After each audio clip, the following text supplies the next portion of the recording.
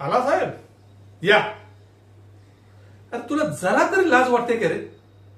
गेली 2 वर्ष तुझ्या कॉलेजची फी भरतोय मी आणि तुझी ही हालत आहे. विजया, तू तर गप बस. अजिबात तोंडातून शब्द काढायचे नाही.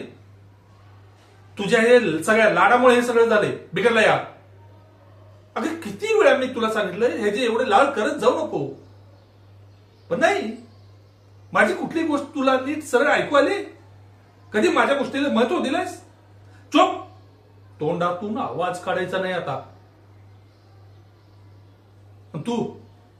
तुला दर महिन्याला कपडे पाहिजेत नवीन, हा? गाडी पाहिजे, गाडी घालायला पेट्रोल पाहिजे, पोरांच्या बरोबर फिरायला पाहिजे, त्या नाक्यावर बसून सिगरेट ओढायला पाहिजे तुला. अरे ते परवा पाटील काकांनी मला काय सांगितलं माहितीये? अगं हा कुठल्या तरी मुलीला घेऊन बाईकवरनं फिरत होता. मुलीला बाईकवरनं घेऊन फिरायला याच्याकडे वेळ आहे, पण अभ्यासाला अजिबात वेळ नाही. एक लक्षात ठेवायचं, एकदाच सांगतो, शेवटचं सांगतोय. यावेळी जर का तू पास झाला नाहीस तर सरळ त्या सावंत काकांच्या गॅरेजमध्ये कामाला जायचं. आलं लक्षात? ग बसायचं. ग बस नाही तर एक सन्न करून तुला पहिला वाजवी, मग त्याला वाजवी. नाही का आता?